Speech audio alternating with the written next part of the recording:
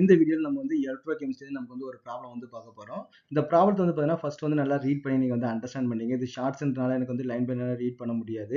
அதனால் வந்து ஓவர் வியூவாக நான் கொடுத்துக்கிறேன்.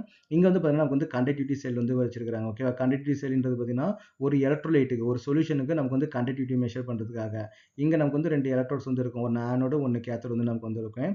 இதில் நமக்கு வந்து எந்த சொல்யூஷனுக்கு வந்து கண்டக்டிவிட்டி மெஷர் பண்ணணுமோ அந்த சொல்யூஷனை நமக்கு வந்து இங்கே வந்து ஃபில் பண்ணிப்போம். இவங்க என்ன கொடுத்துருக்காங்கன்னா 2 சொல்யூஷன் வந்து கொடுத்துருக்காங்க. முதல்ல இதுல வந்து ஒரு சொல்யூஷன் வந்து எடுத்துக்கிறாங்க. அது வந்து அதோட கான்சன்ட்ரேஷன் வந்து பார்த்தீங்கன்னா 0.1 மோல் KCl வந்து நமக்கு வந்து இருக்குது. இதோட ரெசிஸ்டன்ஸ் வந்து எவ்வளோ கொடுத்துருக்காங்க பார்த்தீங்கன்னா 100 ஓம் வந்து நமக்கு வந்து கொடுத்துருக்காங்க. ஓகேவா? அதே மாதிரி இதே இடத்துல பார்த்தீங்கன்னா இன்னொரு சொல்யூஷன் நமக்கு வந்து ஃபில் பண்ணுறாங்க. அந்த சொல்யூஷன் வந்து பார்த்தீங்கன்னா 0.02 மோல்ஸ் வந்து நமக்கு வந்து இருக்குது கான்சன்ட்ரேஷன். சேம் சப்ஸ்டன்ஸ் தான், பட் கான்சன்ட்ரேஷன் மட்டும் நமக்கு வந்து வேற இருக்குது. இதோட ரெசிஸ்டன்ஸ் வந்து பார்த்தீங்கன்னா 520 ஓம் வந்து நமக்கு வந்து கொடுத்துருக்காங்க. நெக்ஸ்ட் என்ன, அந்த சொல்யூஷனுக்கு வந்து கண்டக்டிவிட்டியும் கொடுத்துருக்காங்க. கண்டக்டிவிட்டி எவ்வளோனா 1.29 சீமன் பர் மீட்டர் வந்து நமக்கு வந்து கொடுத்துருக்காங்க. இதுக்கு நமக்கு என்ன கேட்டாங்க, இந்த சொல்யூஷனுக்கான கண்டக்டிவிட்டி கப்பா வந்து என்னன்னு கேட்டுருக்காங்க. நெக்ஸ்ட் பார்த்தீங்கன்னா மோலார் கண்டக்டிவிட்டி நமக்கு வந்து என்னன்னு வந்து நமக்கு வந்து கேட்டுருக்காங்க. ஓகேவா? அப்போ நம்ம ஜென்ரலாக நமக்கு என்ன பண்ணால் ஜி ஸ்டார்ன்ட்டு பார்த்தீங்கன்னா ஒரு செல் கான்ஸ்டன்ட். இந்த எலக்ட்ரோலைட்டிக் செல் வந்து இருக்கு இல்லையா, இதுக்குன்னு சொல்லிட்டு ஒரு கான்ஸ்டன்ட் வந்து ஒரு பேராமீட்டர் வந்து நமக்கு வந்து இருக்கும். அந்த ஜி ஸ்டாருக்கு வந்து நமக்கு என்ன ஃபார்முலான்னு பார்த்தீங்கன்னா ரெசிஸ்டன்ட் இன்ட்டு கண்டக்டிவிட்டி கப்பா. ஓகே, இங்கே நமக்கு என்ன பண்ணாங்க, இங்கே ரெசிஸ்டன்ட் வந்து நமக்கு வந்து கொடுத்துருக்காங்க, பட் கண்டக்டிவிட்டி வந்து நமக்கு வந்து கொடுக்கல. அப்போ இதுக்கு கண்டக்டிவிட்டியும் தெரியாது, ஜி ஸ்டாரும் நமக்கு வந்து தெரியாது.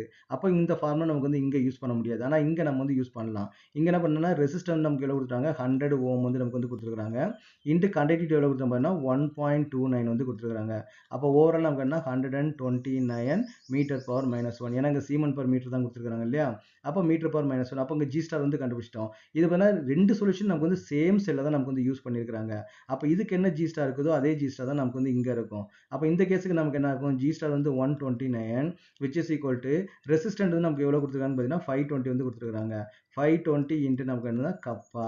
அப்போ what is the value of kappa which is equal to 129 divided by வந்து பார்த்தீங்கன்னா 520 which is equal to